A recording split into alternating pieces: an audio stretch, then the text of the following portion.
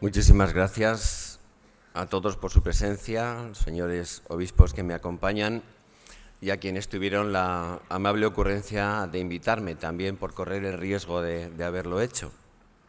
Me van a perdonar que estoy con un poco de resfriado y a lo mejor quizás no estoy todo lo fluido que me hubiera gustado y que merece la ocasión. En cualquier caso, he estado dudando, y lo saben algunas personas, en poner también imágenes. Todo el mundo ha puesto aquí alguna imagen y al final he dicho, nada, voy a pecho descubierto, como se dice, y voy a intentar que quizás las palabras, las vivencias, la experiencia que quizás puedo trasladarles pueda ser suficientemente, diríamos, intensa y al mismo tiempo interesante, no porque la diga yo ni muchísimo menos, sino porque el tema es, entiendo yo, de una notable gravedad e importancia que pueda suscitar el interés y sobre todo lo que después pueda generar esta reflexión.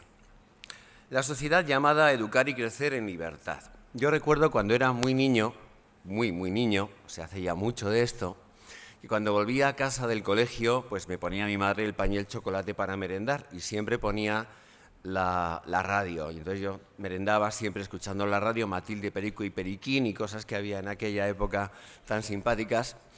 Y me acuerdo que había un programa muy interesante que me dejó así, me puso la carne de gallina siendo yo un crío, porque eran situaciones humanas muy duras, bastante tremendas, y en las que siempre, cuando se acababa, diríamos, la narración de lo que había ocurrido, aparecía una voz de estas graves que acababa diciendo, culpable la sociedad. Y yo decía, guau, ¿quién será esa señora tan tremenda, ¿no? Luego me fui dando cuenta de que cuando uno dice que la sociedad es la que tiene la culpa de todo, la gente respira, porque dice, bueno, pues si es la sociedad, diríamos, somos todos, pero no es nadie en concreto, ¿no? Y cuando yo me preguntaba, bueno, cuando hablamos de la sociedad, estamos hablando de una entidad abstracta. ¿Quién es esa señora sociedad, ¿no? Y entonces quería hacer una aproximación justamente un poco a esto que llamamos a grandes rasgos la sociedad. Si no, corremos el peligro de lo que me decía un amigo de Pamplona, que es un poco guasón, que cuando le dije el título de la comunicación, la sociedad llamada a educar y crecer en libertad, me dice, o sea, que puedes hablar de lo que quieras, ¿no? Entonces, bueno, dije, tampoco es exactamente eso, pero sí que tengo un amplio margen en el que he decidido tomar la siguiente línea de reflexión. Primera idea a la que les quiero acercar, a las que quiero exponerles aquí. Para ustedes y para mí, que somos seres humanos, vivir es convivir. Para el ser humano, vivir es convivir. Y no se puede entender nuestra vida si no es en relación con otros seres humanos. Se ha dicho con razón que el hogar es un sitio al que siempre se puede volver. La experiencia de saberse en la propia casa, de contar con un refugio donde cesa el miedo y alguien espera, ofrece la seguridad de que uno no está solo en el mundo, de que es importante para alguien, porque necesitamos la acogida y la seguridad que nos dan los demás para tener conciencia de nosotros mismos, para crecer como personas. Vivir para el ser humano, decía, es convivir, compartir la vida con otras personas, pero no solo para resolver o remediar nuestras necesidades materiales, sino incluso para afirmar, para consolidar, para definir nuestra personalidad, para ser más nosotros mismos, para llegar a ser más plenamente humanos. Porque la persona humana, ustedes y yo, es un ser relacional, no una mónada, una cápsula sin ventanas aislada del mundo. ¿Y qué es la sociedad? Pues la sociedad, bueno, tengo que abrir un pequeño paréntesis. Seguramente se me escaparán comentarios un tanto coloquiales. Yo soy profesor de instituto y doy clase a chavales de la ESO, también a chavales de bachillerato, chicos y chicas. Y una de las asignaturas que doy es la alternativa a la religión. Bien, pues me toca. Yo, de hecho, la pedí. La asignatura se llama Valores Éticos y me encanta darla. Entonces, a estos chicos sí que les tengo que decir quién es esa señora que se llama la sociedad, para que se den cuenta de que ellos tienen que ver mucho con ella y que ella tiene mucho que ver con vosotros. Una sociedad es un grupo de personas, somos personas. La sociedad está formada por personas, somos personas. Cuando hablamos de la sociedad no hablamos de un ente abstracto, hablamos de personas. Se suele decir, se cuenta que en la guerra franco-prusiana, ya ha llovido, estaban a pleno tiroteo entre las dos trincheras, los de uno y otro bando, y de repente, desaforado, salta un soldado francés gritando en medio de las dos trincheras: ¡imbéciles, imbéciles! ¡No disparéis! ¿No veis que hay gente? El imbécil era él, claro está, pero tenía toda la razón del mundo. Cuando hablamos de la sociedad tenemos que ver que hay gente, que somos personas. Y esto es interesante porque somos precisamente los cristianos, ha sido justamente la civilización cristiana la que nos ha hecho entender que la ciudad, que la sociedad, somos las personas. Para los griegos, ser ciudadano era quizás lo más importante, era, diríamos, aquello en lo que consiste propiamente la condición humana. Pero, en definitiva, ¿qué era un ciudadano? Era, en cierto modo, como un representante o un fragmento de la ciudad, de la famosa polis. ¿Pero eso qué significaba? Entre otras cosas, pues que si un hombre es un fragmento, o una mujer, más un hombre que una mujer, era un fragmento de la polis, de la ciudad, dos hombres eran dos fragmentos y por lo tanto tenían el doble de valor que uno solo. Dicho de otro modo, 100 ciudadanos tenían más valor que uno solo. Es más, a los seres humanos se les valoraba justamente por su contribución a la sociedad. Ya saben ustedes que cuando nacía un niño con alguna malformación lo precipitaban por una roca, porque era una carga inútil, digámoslo así, para la ciudad, ¿no? Entonces, para los griegos, ser ciudadano, diríamos, era algo sumamente importante, pero 100 ciudadanos valen 100 veces más que uno solo. La civilización cristiana nos hizo ver que un solo ciudadano tiene tanto valor como 100, como 1 millón, como 1000 millones de ciudadanos. Porque cada ser humano es único, irrepetible. Es alguien único. No un fragmento de la naturaleza o un fragmento de la sociedad. Es alguien que tiene valor por sí mismo. Nosotros decimos que es hijo de Dios. Es alguien a quien Dios ha llamado por su nombre. Es alguien a quien Dios le ha mirado a los ojos y le ha dicho: tú, vente para acá, yo te amo, quiero que existas, quiero que formes parte de este regalo que es la existencia. Pues bien, desde esa clave de lo que significa ser humano, ser alguien, no simplemente ser algo, no simplemente un fragmento de la naturaleza o de la sociedad, ser alguien, no simplemente algo. Afirmar que una sociedad es una agrupación de personas significa, como decía aquel buen soldadito que hizo aquella machotada, que hay gente. Personas singulares y concretas. Esas personas en una sociedad, en un grupo social, están moralmente vinculadas entre sí, es decir, tienen derechos y deberes recíprocos. Estén o no escritos. En una familia hay derechos y deberes recíprocos y no necesitan estar escritos. Se comparte de forma estable ciertos aspectos de la vida, puede ser el tiempo, puede ser una afición, puede ser una actividad, y se persiguen finalmente propósitos comunes, es lo que se conoce con el nombre de bien común. Cada sociedad, digámoslo así, tiene su finalidad y se sirve, lógicamente, de la contribución de sus miembros para alcanzarla. San Agustín, cuando se refería a la vida social, da una definición muy vivencial y muy hermosa. Dice San Agustín en La Ciudad de Dios que una sociedad es un conjunto de personas que están de acuerdo acerca de lo que aman. Me pareció bellísimo, porque aquí lo que se pone de manifiesto es que se comparte la misma finalidad, es lo que creo que decía antes Fernando, se mira todos en la misma dirección. Esto de formar parte de la sociedad, de estar vinculado mediante un tejido de derechos y deberes recíprocos, saber que yo le importo al otro y que el otro me importa a mí, precisamente porque el otro es alguien y no simplemente algo. Y no simplemente porque sea, digámoslo así, alguien que tiene los mismos intereses, sino sino que es alguien que comparte su destino conmigo y con quien yo comparto el mío, esto es algo que nos debe llevar un poco a pensar en esa dimensión que todos tenemos de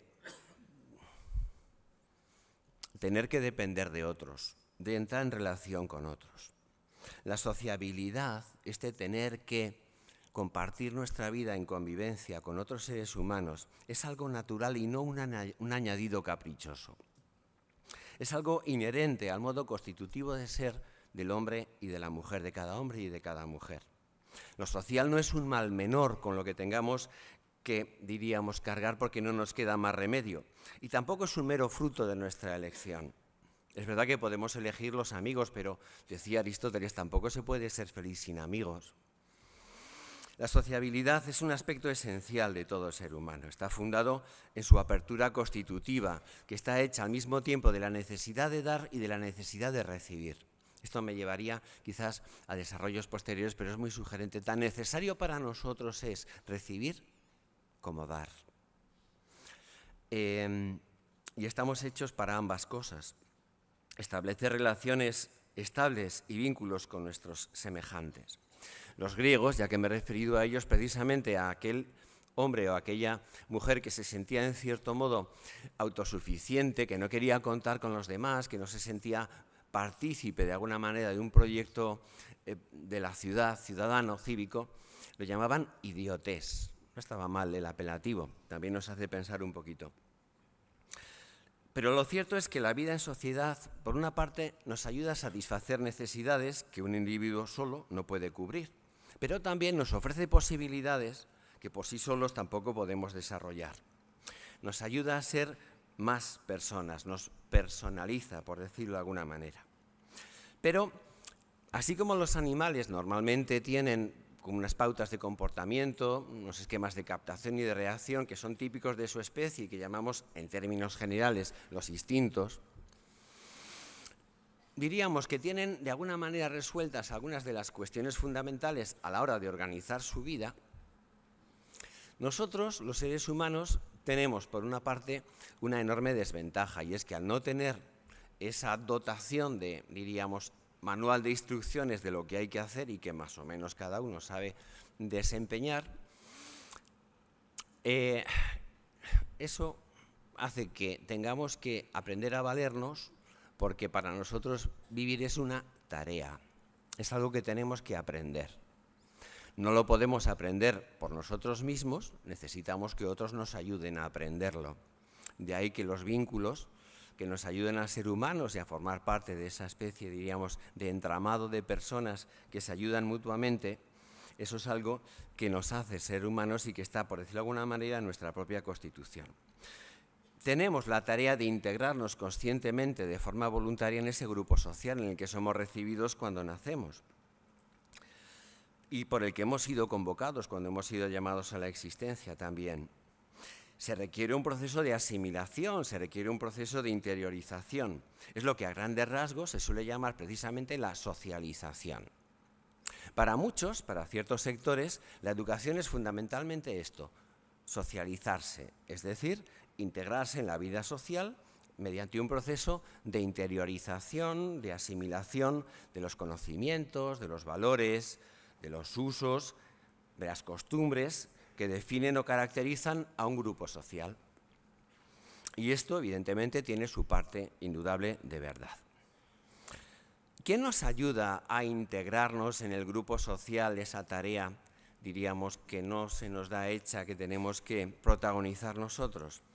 Pues son la familia, la escuela, los amigos, los medios informativos, los ambientes de diversión, las redes sociales hoy, diríamos, que se constituyen como agentes de socialización, son los que nos ayudan a establecer esos vínculos, que además de transmitir formal o informalmente saberes, costumbres y creencias, al mismo tiempo nos dan pautas para la aceptación y el desarrollo de nuestra personalidad. Nos dicen cómo es la vida y cómo hay que afrontarla, más o menos, cada grupo social te da unas pautas, contribuye a eso. Desde ese punto de vista, una persona que va alcanzando cierta madurez, conforme va avanzando en su proceso de integración social, escoge determinados grupos de referencia con los que se identifica de alguna manera y que brindan un apoyo pues, a su autoestima, le van dando una cierta identidad, le dicen quién es, cómo tiene que comportarse. Se identifica de algún modo con ellos y le brindan su apoyo. Una de las dificultades que trae consigo una sociedad compleja como es la nuestra es precisamente la dificultad de encontrar referentes nítidos y valiosos hoy que ofrezcan modelos de vida coherentes e integradores. Hoy estamos siendo bombardeados por multitud de referencias de todo tipo, moral, estético, político, económico, científico, de todo tipo. Y ese bombardeo muchas veces llega de manera indiscriminada, de tal forma que la integración social más bien diríamos que es más una dispersión en la mente, en la consolidación del desarrollo personal de los jóvenes, de los niños y también de muchos adultos. Por eso es muy interesante que ahora meditemos un poco en la importancia que tiene esto. Porque la verdadera socialización, es decir, ese proceso de desarrollo en el que, gracias a los demás, en relación con los demás, nos vamos haciendo personas cada vez más logradas, no ha de entenderse como una absorción de la persona por la sociedad global. Eso sería un fenómeno, en cierto modo, pues de masificación, de despersonalización, incluso con ese riesgo de manipulación y, en cierto modo, de totalitarismo. Es decir, volveríamos a ser, de alguna manera, pues como un fragmento en el que, como un corcho es arrastrado por la corriente, pues las instancias sociales que toman sus decisiones hacen que los ciudadanos nos sometamos pasivamente a esas pautas de comportamiento, a esas maneras de pensar, a esos estilos de vida. Una verdadera socialización debe ser entendida no así exactamente, sino justo como una intensificación más bien de las relaciones sociales, aceptada libremente por las personas y protagonizada precisamente por las personas. La socialización debe ser, en el fondo y al mismo tiempo y sobre todo, un proceso de personalización, en el que los individuos puedan incrementar su responsabilidad, en el que la conciencia de su identidad y su protagonismo como sujetos en las relaciones con las que se vinculan son asumidas por propia decisión y asumiendo las responsabilidades que traen consigo. El Papa Francisco, en la Evangelii Gaudium, habla textualmente de una persona que conserva su peculiaridad personal y no esconde su identidad, y que cuando integra cordialmente una comunidad no se anula, sino que recibe nuevos estímulos para su propio desarrollo personal. Es verdad, y ojo, esto es importante, que somos ciudadanos, como los griegos, sí. Y hoy se habla mucho de ciudadanía, e incluso a veces, diríamos, ha saltado a la actualidad la educación para la ciudadanía. Ahora a los, diríamos, votantes, a los miembros de una sociedad ya no les llaman el pueblo, los llaman la ciudadanía. Los políticos, cuando se refieren en sus mensajes y en sus discursos, hablan muy a menudo de la ciudadanía, ¿no? Y es verdad, todo ser humano es ciudadano, es miembro, digámoslo así, de un grupo social, miembro de una estructura social. Bien, es ciudadano, somos ciudadanos, pero no somos solo ciudadanos. Y creo que esto es sumamente importante, porque ya decía Tomás de Aquino que el hombre no está ordenado a la comunidad política según todo su ser y según todo lo que le pertenece. Hay ciertas cosas que sí se las debo a la sociedad, pero hay otras que no puedo someterlas al parecer o a los criterios de la mentalidad dominante en esa sociedad. La persona trasciende a la sociedad, es algo más que ciudadano. En el discurso al Parlamento Europeo, el año 2014, el Papa Francisco, cuando se refirió a cómo Europa surgió de entre las cenizas de la Segunda Guerra Mundial y hacía alusión a los padres de Europa, de Gasperi, Adenauer, decía: en el centro de ese ambicioso proyecto político, la Unión Europea, se encontraba la confianza en el hombre, no tanto como ciudadano o sujeto económico, sino en el hombre como persona dotada de una dignidad trascendente. Apunta en esa misma dirección.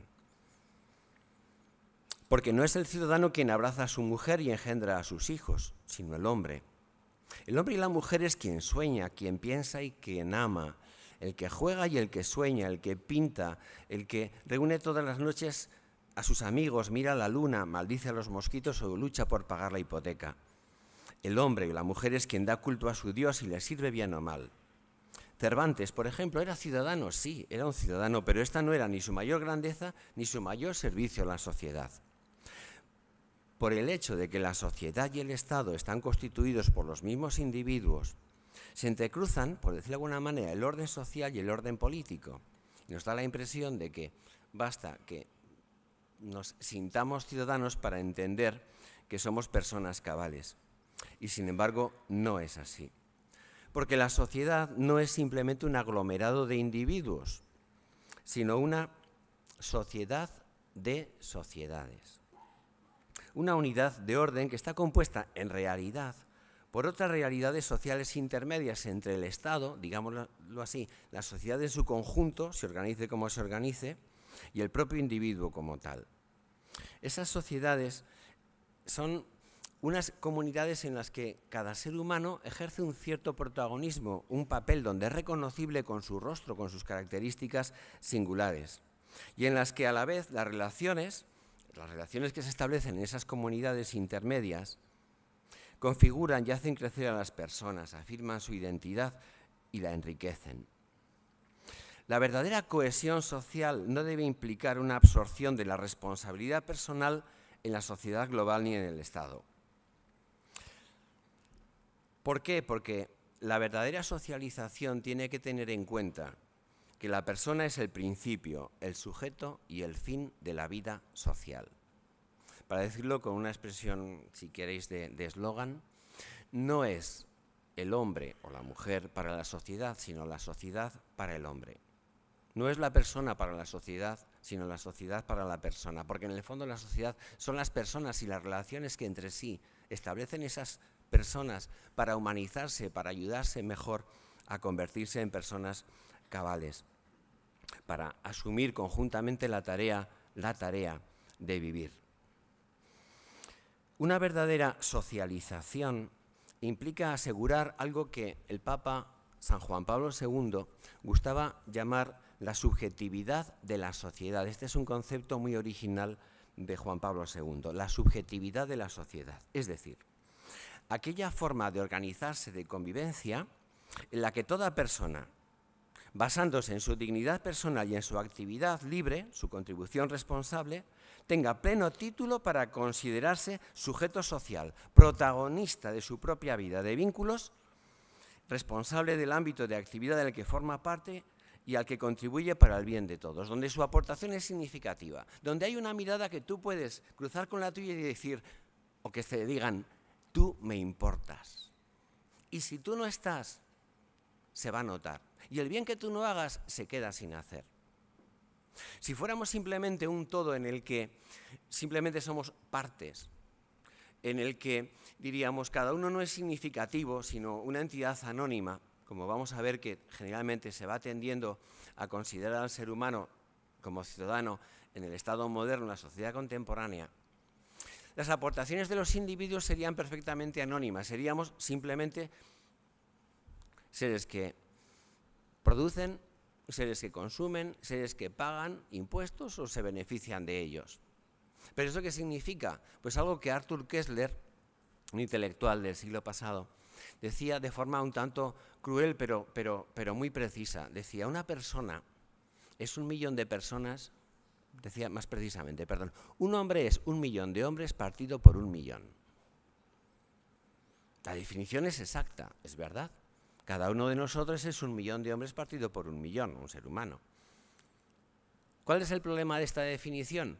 Que entonces da lo mismo uno que otro, porque todos y cada uno somos también 1 millón de hombres partido por 1 millón, es decir, somos perfectamente sustituibles unos por otros.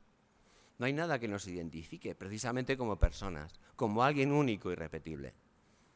En la medida en que una sociedad, en lugar de estar pensada para las personas, se concibe más bien como alguien que se sirve de las personas, bien en teoría o bien en la práctica o bien de ambas formas, lo que acaba ocurriendo es que las personas dejan de ser importantes, dejan de ser valiosas, lo que importa es el todo, no las partes. Las personas dejan de ser significativas por ser ellas mismas.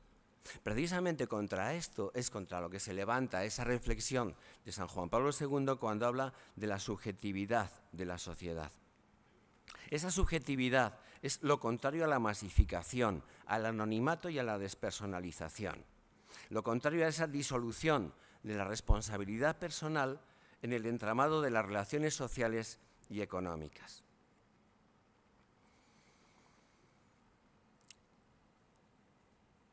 Toda persona debe considerarse responsable en el ámbito de sus relaciones sociales y su actividad. Esta es la clave.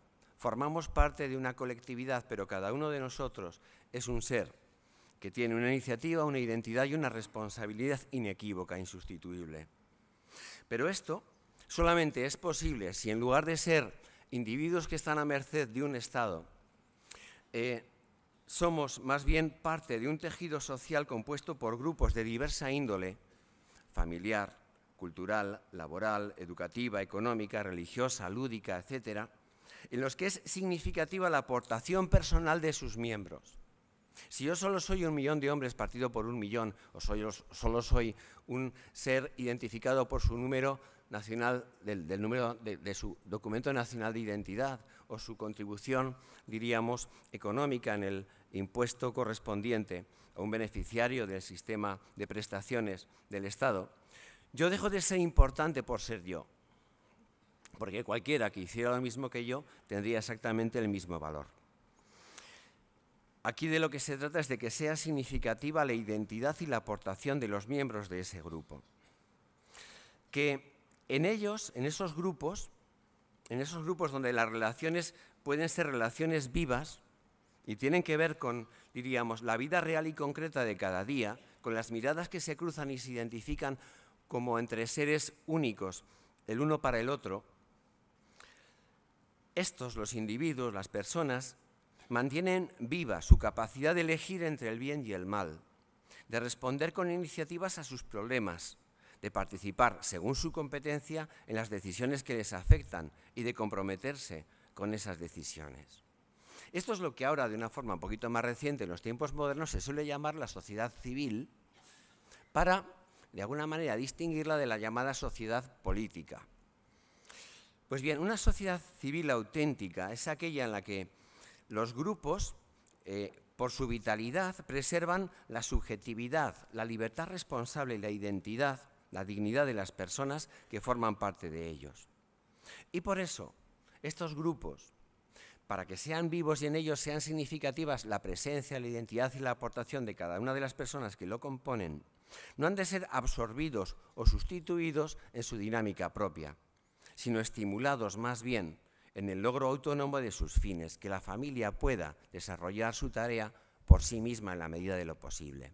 Y se ha de ser ayudada para que ella por sí misma sea capaz de conseguir sus fines, no para que alguien venga a suplirla indebidamente y asuma esa tarea y esa finalidad y deje entonces, diríamos, a la familia como una especie de entidad poco significativa o ya inservible, puesto que el Estado u otra instancia superior se encarga de resolver sus problemas, ¿no? Esto es lo que se suele llamar, lo que se ha dado en llamar el principio de subsidiariedad.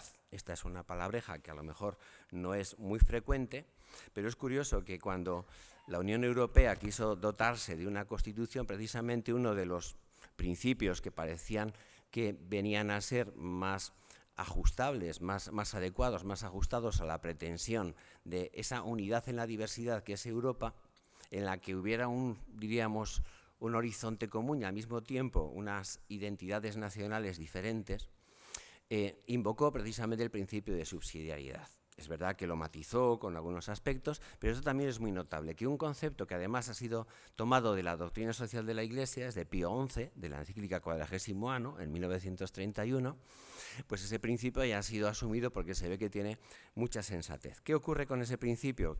Pues que quizás, salvo en esa ocasión, pues por lo demás ha pasado desapercibido en la configuración de nuestras sociedades modernas, ¿no? ¿Cuál es el problema fundamental, digámoslo así, que afronta una persona cuando entra a formar parte de una sociedad o cuál es el problema que tiene la sociedad cuando se ve formada por individuos que tienen su propia iniciativa.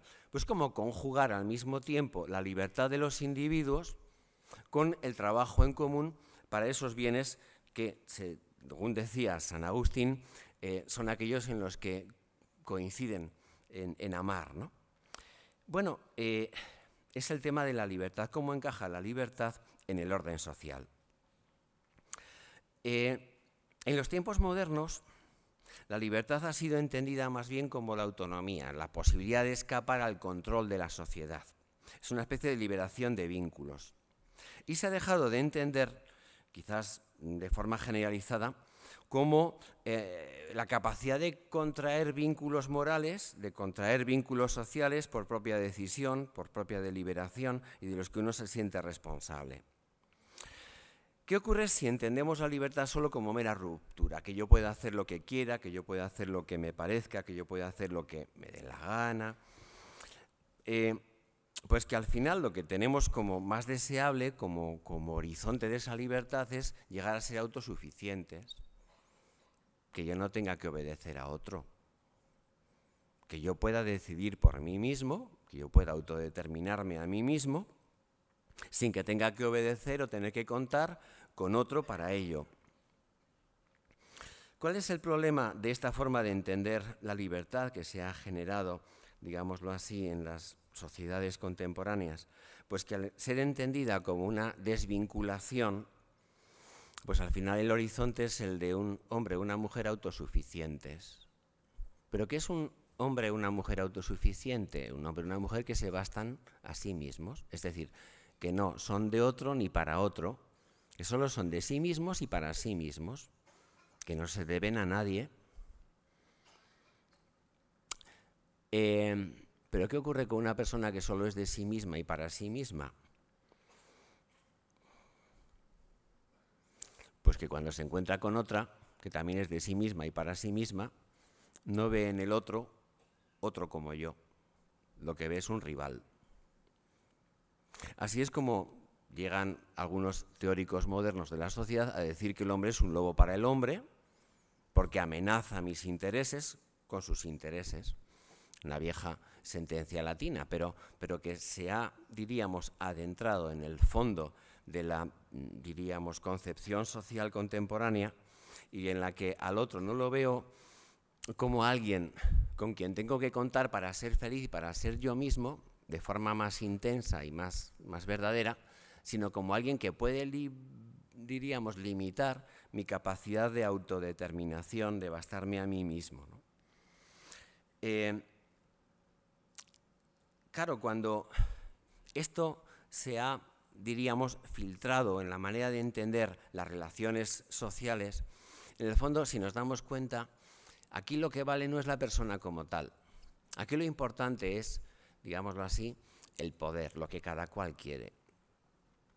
La libertad es poder hacer, poder elegir, poder.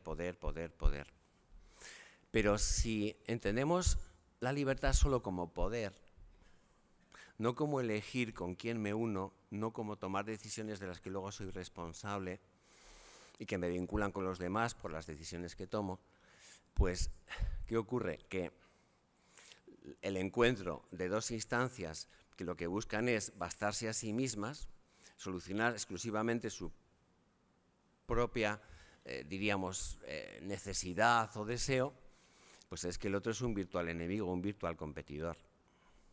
Es verdad que yo puedo encontrar en el otro un posible socio. Hombre, si nos juntamos podemos más y podemos vencer a un tercero. Pero ¿qué ocurre si, ahora que tú y yo somos socios y hemos establecido un pacto, un acuerdo para llevarnos bien, resulta que descubro que si me uno con otro y te dejo a ti, que eres mi socio, ¿puedo sacar ventaja? Pues que entonces me importa un rábano que seas mi socio. Dicho de otro modo, el pacto que he establecido contigo, como lo hago pensando en mí y no en ti, al final hace que tú seas prescindible. Y esto se cuela de alguna manera en la mentalidad contemporánea a la hora de entender la vida social, la política, la educación, como iremos viendo ahora cuando empiece a aterrizar en algunos aspectos. ¿Qué ocurre con un hombre o con una mujer que se entiende a sí misma o que busca por sí misma ser autosuficiente? Yo me hago a mí mismo, yo me hago a mí misma. Pues que no tiene a nadie a quien entregar por amor su libertad. En realidad son un hombre o una mujer solos. Y lo curioso es que un poder absoluto, un Estado, digámoslo así, en cualquiera de sus formas, lo que hace es servirse de una sociedad de hombres y mujeres solos, que son administrados burocráticamente por grandes máquinas, grandes maquinarias, grandes procesos, grandes protocolos. A esta mentalidad moderna hoy dominante le interesa mucho que el individuo sea solo un sujeto económico que produce y que consume, que busca su propio interés particular, que no se siente vinculado a otros, porque cuando no pueda bastarse a sí mismo, exigirá, como si fuera un derecho suyo, que alguien le ayude, y no será otra persona, sino que será ese poder absoluto que puede más que nadie. Es decir, cuando busque a alguien que le resuelva los problemas que no es capaz de resolverse por sí mismo, acudirá al Estado, que es quien tiene el máximo poder para resolver precisamente sus problemas. Y de paso, cuando se entiende así al individuo con ese afán de autosuficiencia, de bastarse a sí mismo hasta donde llegue, esto es muy curioso porque ¿a qué se reduce su libertad? Su libertad se reduce exclusivamente a su poder adquisitivo. Me van a perdonar que sea así un poco provocador. Hoy la libertad que funciona, no la libertad, diríamos, esa que se escribe en las paredes, sino la libertad que uno siente, es la de poder comprar las cosas que necesita, poder tener mucho dinero para poder hacer muchas cosas, justo las que uno desea. Hoy la libertad parece como que casi hay una especie de idea dominante, más o menos consciente, pero generalizada y consentida por todos, de que la libertad consiste en el poder adquisitivo. Bueno, esto significa que efectivamente poco a poco se ha ido estableciendo entre nosotros la concepción de que somos ciudadanos y meros sujetos económicos, unidades de producción y de consumo y, por supuesto, de contribución fiscal. Pero, al ser tratados así, pues evidentemente somos susceptibles, ante todo, de planificación social y económica, porque somos seres de necesidades que son, digámoslo así, pues bienes de consumo, son en realidad cosas que se pueden adquirir en el mercado. ¿Qué tienen que hacer los ciudadanos? Pues si no pueden valerse por sí mismos con sus propios recursos, hasta donde lleguen lo harán, pero si no llegan a ello, pues ¿qué es lo que tienen que hacer? Presentar sus necesidades al Estado y el Estado tratará de resolverlas. El derecho del ciudadano residirá de esta manera en poder exigir y en ver satisfechas sus necesidades, sus deseos de consumo en realidad, ante el Estado. ¿Cómo llamaban Hobbes, cómo llamaban, diríamos, los teóricos del Estado moderno precisamente al Estado? Es Dios en la tierra. Es Dios en la tierra.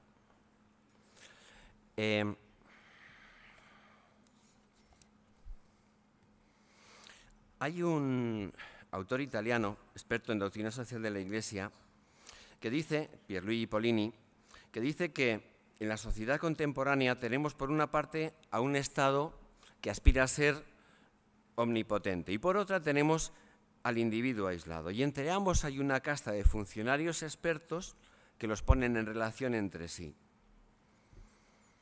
¿Y en qué consiste la única libertad posible? En poder alcanzar lo que uno desea, dicho de otro modo, poder adquisitivo, o en todo caso adquirir un grado de bienestar individual que es mezcla del poder adquisitivo y de las prestaciones del Estado. Ante un planteamiento así,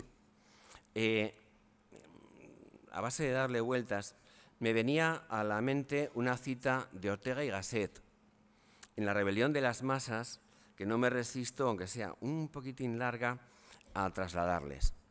Aparte de lo bien que escribe Ortega, verán con qué, diríamos, finura es capaz de mostrar cómo el Estado ha pasado a ocupar, diríamos, este papel predominante, preponderante, y a llegar incluso a identificarse con la sociedad e incluso con, diríamos, con el horizonte vital que tienen las personas, reducidas a ciudadanos. Dice así Ortega: en nuestro tiempo el Estado ha llegado a ser una máquina formidable que funciona prodigiosamente, de una maravillosa eficiencia por la cantidad y precisión de sus medios.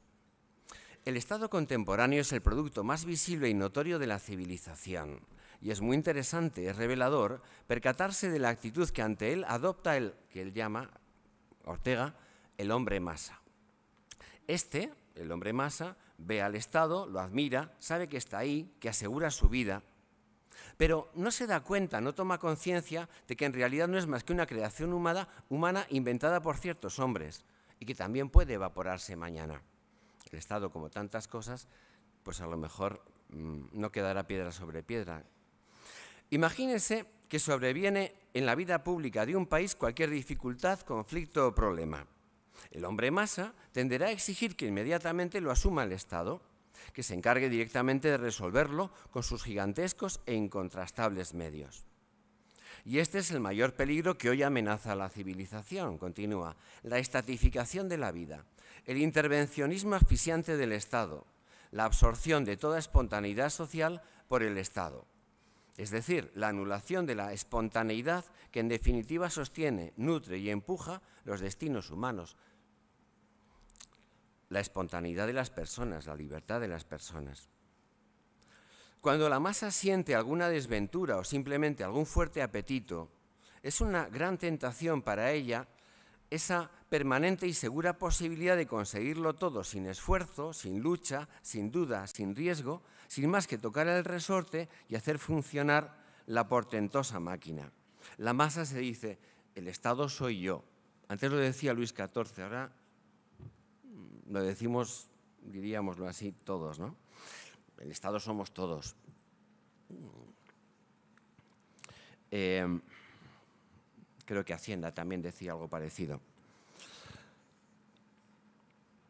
Lo público es de todos, lo público es mío, por lo tanto el Estado en realidad pues, está a mi servicio. En definitiva, pues todo lo que haga el Estado es lo que yo hago, ¿no? El Estado contemporáneo y el hombre masa coinciden, en realidad, en ser anónimos.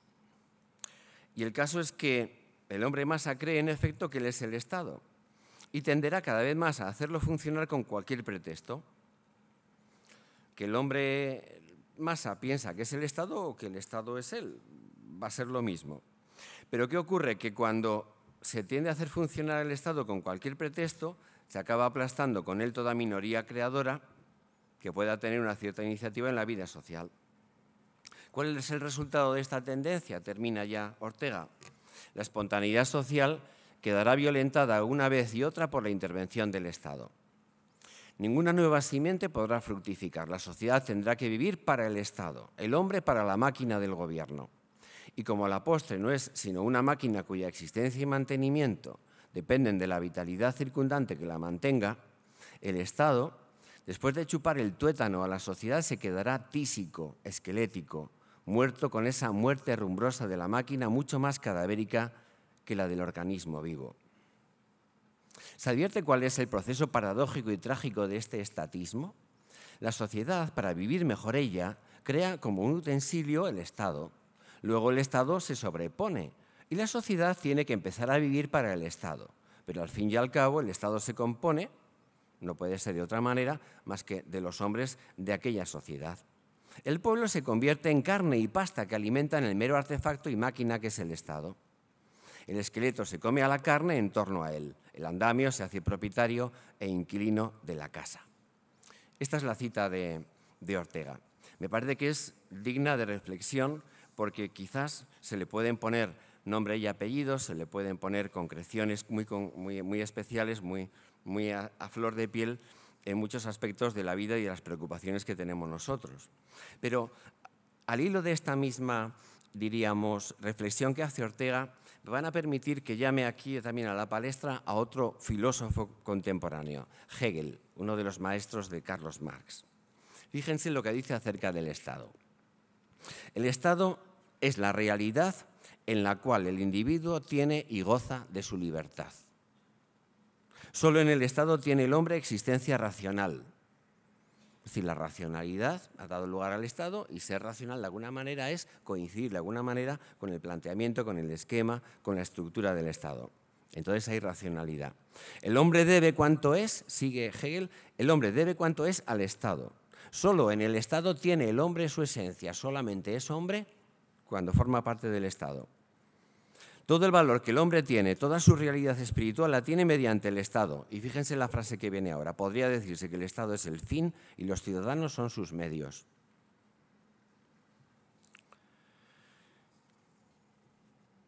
Aquí el Estado, que es la instancia máxima de poder, ha venido a concebirse como el dispensador óptimo, organizado para responder y remediar todas las necesidades, todos los deseos consumistas en el fondo.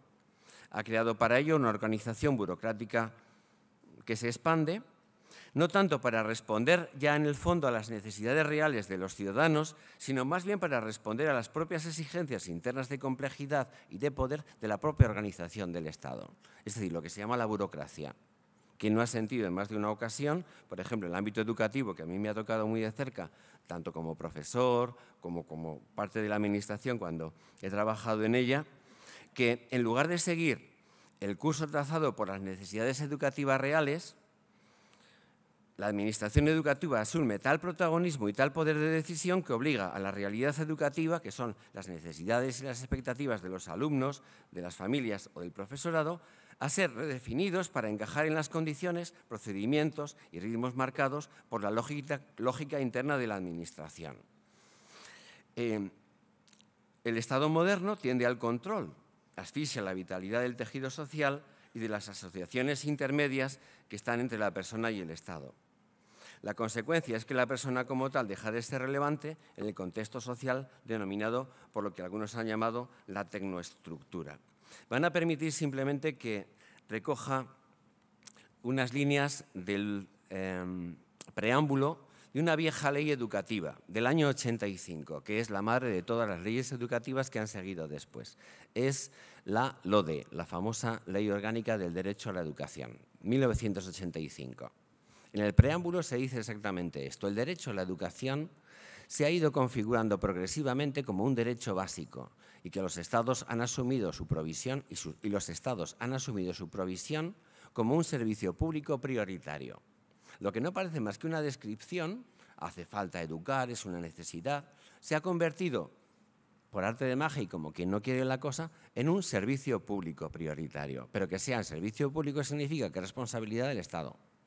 Y decir que responsabilidad del Estado significa que solo es responsabilidad del Estado, no nos engañemos, no de las familias, para entendernos.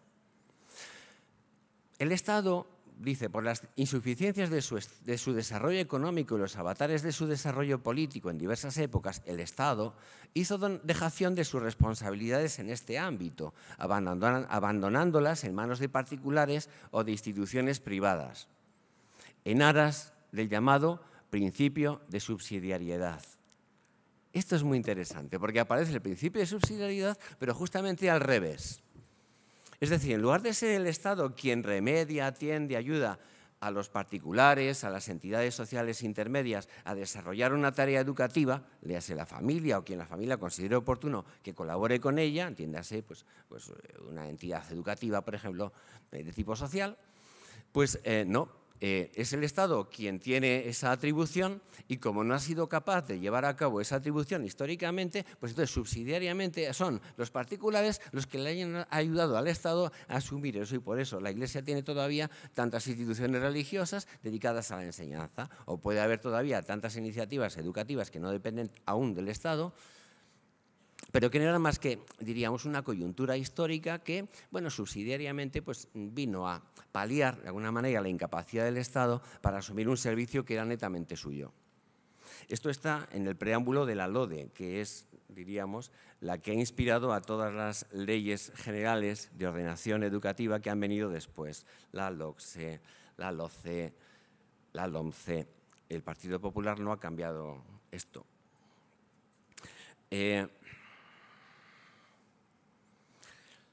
Bien, voy a ir terminando ya.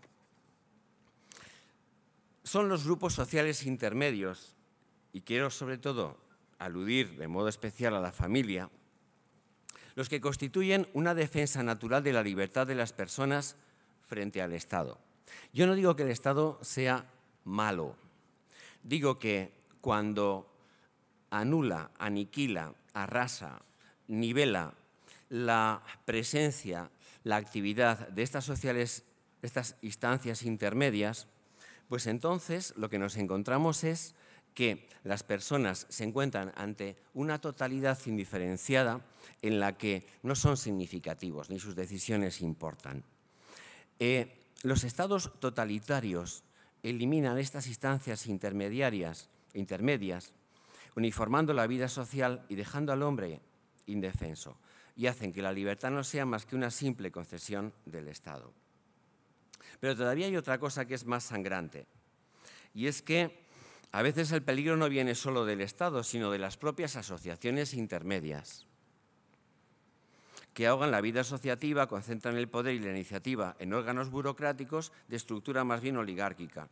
Pienso, por ejemplo, que me perdonen porque los hay también estupendos, en muchos sindicatos. Muchos sindicatos asumen la tarea de representar al trabajador, pero en realidad lo que siguen son una estructura vertical de arriba a abajo, en la cual los intereses del trabajador, si acaso, son programados desde arriba, ¿no? O la dejación, todavía aún más, diríamos, sangrante, la dejación por parte de muchos hombres y mujeres de sus propias responsabilidades sociales. En el fondo, diríamos, esperamos que sea el Estado quien nos resuelva los problemas. Y entonces, bueno, no tengo por qué preocuparme, ya pago mis impuestos, que lo resuelva el Estado, ¿no? Y yo diría que este quizás es aún el mayor peligro que tiene hoy esta sociedad en la que el estatalismo, el estatismo, tiende a absolutizarse. Y es que hay ciertas formas de dependencia que asumimos las personas, que asumimos los individuos, que en el fondo son bastante cómodas. A veces, atreverse a ser libres significa complicarse la vida. Benedicto XVI, en una encíclica preciosa, Deus Caritas Est, señala la incapacidad del Estado para suplir algo fundamental en la vida. No hay orden estatal, decía, por justo que sea, que haga superfluo el servicio del amor. Se suele decir que solo educa el que ama, pero la verdad es que el Estado ama más bien poco. Pretender que sea el Estado el sujeto protagonista de la iniciativa, de la tarea educativa, parece que no encaja demasiado en esto. Quien intenta desentenderse del amor se dispone a desentenderse del hombre en cuanto hombre. Siempre habrá sufrimiento que necesite consuelo y ayuda. Siempre habrá soledad, dice Benedicto XVI. Siempre se darán también situaciones de necesidad material en las que es indispensable una ayuda que muestre un amor concreto al prójimo. El Estado, que quiere proveer a todo, que absorbe todo en sí mismo, se convierte en una instancia burocrática que no puede asegurar lo más esencial que el hombre afligido, cualquier ser humano, necesita, una entrañable atención personal. Miren, lo que les estoy diciendo en el fondo es que estamos ante un desafío social y cultural de primer orden, que exige una acción social decidida a la altura de la actual coyuntura política y económica. Sí, estoy hablando de revitalizar la sociedad civil, esas entidades intermedias, intentar que adquieran un protagonismo que ahora mismo se tiende a negarles. Pero también estoy hablando de acción política. Hoy estamos viendo cómo desde las instancias políticas se están marcando líneas de comportamiento que implican creencias, modos de distinguir la diferencia entre el bien y el mal, que están planteando cuestiones que afectan propiamente a la familia, que es cuál es el contenido de la orientación que tienen que dar a la educación de sus hijos. Estoy hablando de otro tipo de consideraciones acerca de los principios morales, incluso de qué es la misma dignidad humana. Pongo simplemente un ejemplo. A lo mejor a ustedes les suena que en una de las leyes españolas se estableció una ficción jurídica llamada preembrión. ¿Qué es un preembrión? Es una, diríamos, fase de 14 días iniciales en la configuración del primer ser humano más débil y recién constituido en el seno de su madre, de tal manera que en esos 14 días, al no considerarse un embrión humano, está autorizada la posibilidad de experimentar con él absolutamente para todo.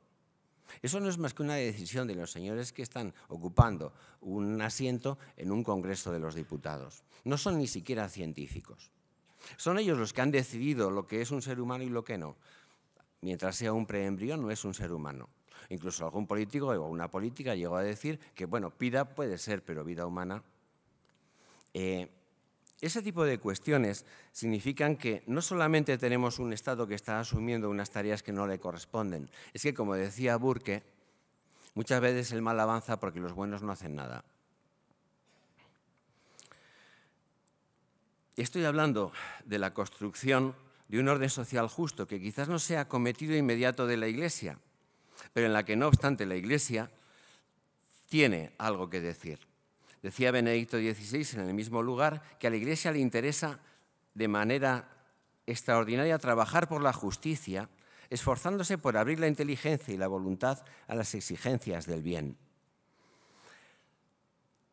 El quehacer político no es un cometido inmediato de la Iglesia, dice el Papa Benedicto, pero como al mismo tiempo es una tarea humana primaria, la Iglesia tiene el deber de ofrecer, mediante la purificación de la razón y la formación ética, su contribución específica. Y voy a coger unas palabras de Pablo VI que me parecen sumamente interesantes. Pablo VI, en Evangelii Nunciandi, dice: los seglares deben asumir como tarea propia la renovación del orden temporal.